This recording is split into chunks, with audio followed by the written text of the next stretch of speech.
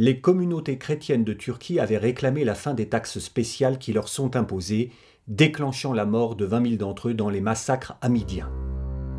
Avec l'entrée en guerre de la Turquie aux côtés de l'Allemagne, la contestation reprend, attisée par les services secrets russes et franco-britanniques.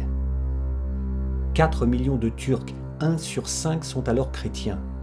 La moitié ne survivra pas à la guerre. C'est l'ambassadeur Hans von Wangenheim qui a obtenu l'entrée en guerre d'Istanbul. Comme le baron Max von Oppenheim, son patron du FSO, le desk orient des services allemands, il pense que le djihad islamique peut inverser le grignotage de l'Empire ottoman. Il suffirait de décréter la guerre sainte. Ce que consent enfin à faire le sultan après les cuisants revers essuyés en Égypte et dans les Balkans. L'appel au djihad se traduit aussitôt par de nouveaux massacres de chrétiens, que Wangenheim condamne tout en les justifiant. À ses yeux, comme à ceux des jeunes Turcs, les chrétiens sont une 5e colonne prête à aider les ennemis de l'Empire ottoman.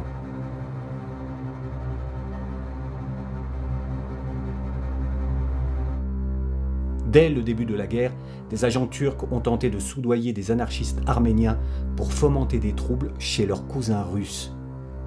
Mais les Arméniens se souvenaient que leurs parents avaient été massacrés par les Turcs 20 ans plus tôt, et ils ont dit non, et oui, aux services russes et français qui leur suggéraient l'idée inverse.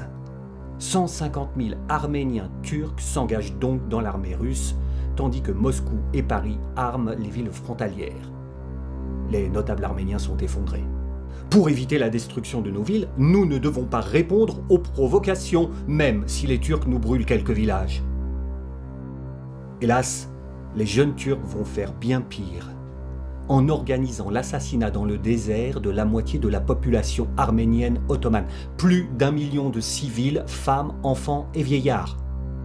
1 demi-million de Grecs et 300 000 Assyriens sont aussi massacrés par les Turcs et les Kurdes ensemble.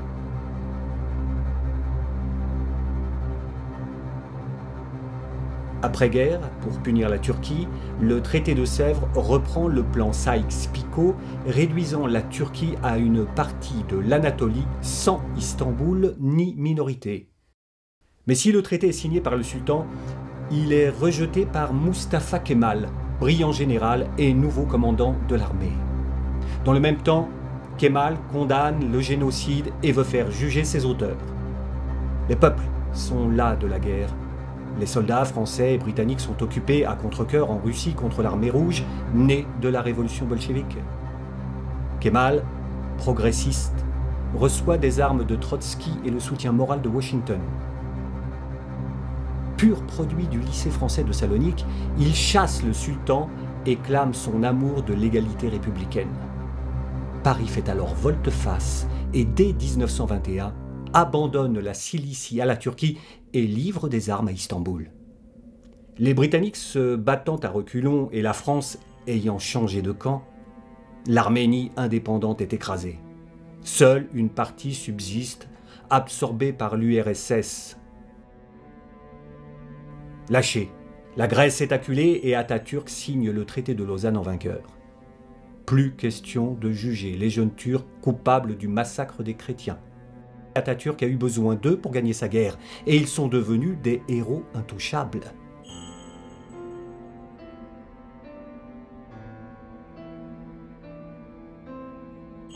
Occidentaux et soviétiques font une croix sur 2 millions de cadavres chrétiens. L'accord échange le 1,5 million de chrétiens orthodoxes vivant en Turquie contre 300 000 musulmans vivant en Grèce, quitte à les forcer. De Smyrne, le calviniste genevois Raymond de Candolle, nouveau patron du chemin de fer local, décrit l'exode affolé de milliers de Grecs. Cela aurait pu être pire, et Venizelos, le premier ministre grec, qui avait ouvert les hostilités mais perdu la guerre, propose Atatürk au prix Nobel de la paix. Ce dernier obtient, comme il le voulait, une Turquie homogène incluant les Kurdes, à qui on ne demande pas leur avis, sauf au Kurdistan irakien, riche en pétrole. Le roi Faisal d'Irak et Atatürk s'en disputent la possession devant la SDN à Genève, qui envoie une commission sur place. Le général El Hachimi galvanise les populations locales qui youyoutisent la délégation, clamant sur tous les tons qu'ils ne veulent pas redevenir turcs. Mossoul, son pétrole et ses réserves d'eau restent donc irakiennes. Atatürk profite de son aura victorieuse pour moderniser à marche forcée. Il impose laïcité, égalité de la femme et alphabet latin. Le pays entier repasse à l'école. L'Iran et l'Afghanistan se briseront en voulant moderniser si vite. 100 ans plus tard, la Turquie connaît cependant un choc conservateur. Les islamistes accusent même Atatürk d'avoir été un agent sioniste. En fait, il était de Salonique, dont les 3/4 des 120 000 habitants étaient juifs, et la moitié du reste d'Önme, secte de juifs convertis à l'islam. Philosémite, Atatürk s'est opposé à Hitler, bien que ce dernier l'admirait. Il n'est pas intervenu en Palestine, et ses successeurs ont ménagé Israël.